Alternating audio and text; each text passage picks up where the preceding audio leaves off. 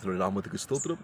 இன்று கூட இந்த வீடியோ மூலியமாக உங்களை சந்தித்தது மிகவும் சந்தோஷமாக இருக்கின்றன. நாம் ஜபித்து நாம் செய்தி வழியே போகலாம்.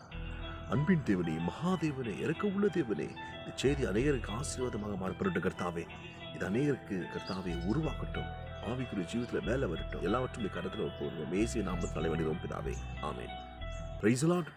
ஆண்டவராகிய இயேசு கிறிஸ்து இங்கே நான் பார்க்கிறோம் ஒரு வசனத்தில், லூக்கா எழுதின சுவிசேஷம் 18ஆம் அதிகாரம் 1ஆம் வசனத்தில் வாசிக்கும் போது, சோர்ந்து போகாமல் ஜெபிக்கிறதான குறித்து அவர் ஒரு எக்ஸாம்பிளாக அவர் சொல்லுகிறார்.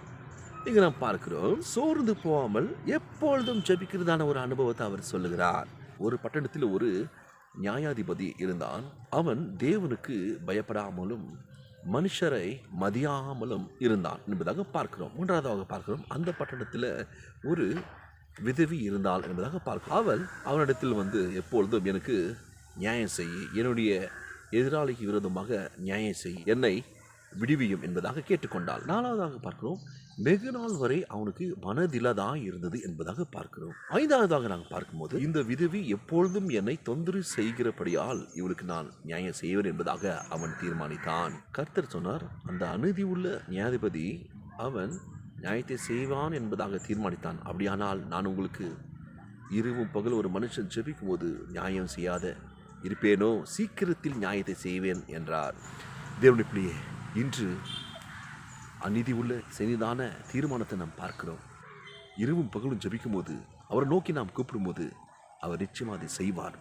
சீனியர் ஃபாஸ்டர்ஸுகளுக்காக ஜெபிக்க வேண்டும், சுவிசேஷர்களுக்காக ஜெபிக்க வேண்டும், தீர்க்க தரிசிகளுக்காக ஜெபிக்க வேண்டும், ஊழியர்களுக்காக ஜெபிக்க வேண்டும், மிஷனரிமார்களுக்காக ஜெபிக்க வேண்டும், தேவ ஜனங்களுக்காக ஜெபிக்க வேண்டும், இந்தியாவுக்காக ஜெபிக்க வேண்டும், உலகமெங்கும் எல்லா ஜனங்களுக்காக ஜெபிக்க வேண்டும். ஏனென்றால் இது கடைசி காலமாக இருக்கிறபடியால் நான் ஜெபித்து ஒன்றாக தேவனுடைய ராஜ்யத்தை கட்டுவோமாக. குறை சொல்றதை விட்டு தேவனுடைய ராஜ்யத்தை கட்டுவோமாக. கர்த்தர் பெரிய காரியத்தை செய்வார். அது வரைக்கு நாம் ஆயத்தமாவோமாக. தேவனுடைய பிள்ளையே, இன்று ஒப்பு கொடுத்தால் தேவன் பெரிய காரியத்தை செய்வார். நீங்கள் ஜெபிக்கும் போது அற்புதம் நடக்கும். நீங்கள் ஜெபிக்கும் போது பெரிய ஒரு வெளிப்பாடு உண்டாகும். நீங்கள் ஜெபிக்கும் போது அநேக ஊழியக்காரங்களை நீங்கள் ஜெப மூலியமாக தாங்க வேண்டும். அவர்கள் பலமடைய வேண்டும். அவர்கள் நிமித்தம் பெரிய ஒரு வெளிப்பாடு உண்டாகும். உங்கள் நிமித்தம் கூட பெரிய வெளிப்பாடுகள் உண்டாகும். ஒப்பு கொடுத்தால் தேவனுடைய மகிமை காண்பீர்கள். தேவனுடைய வசனத்துக்கு ஒப்பு கொடுத்தால் அது பெரிய காரியத்தை செய்வதாக. ஆமென். தேவனுடைய பிள்ளையை, நாம் என்ன செய்ய வேண்டும்? ஒவ்வொரு மனிதர் குறித்து தானே ஒரு பாரம் நமக்குள் இருக்க வேண்டும். சுவிசேஷ குறித்து தானே ஒரு பாரம் இருக்க வேண்டும்.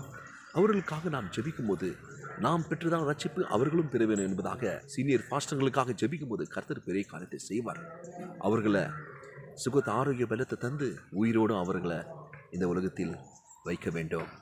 தீர்க்க தரிசன ஊழியம் செய்கிறதான் அவர்கள் மேல் உண்மையான ஒரு வெளிப்பாடு உண்டாக வேண்டும். அதுக்காக நாம் ஜெபிக்க வேண்டும். கர்த்தர் பெரிய காரியத்தை செய்வதாக. ஒப்பு கொடுத்தால் தேவனுடைய மகிமை காண்மா.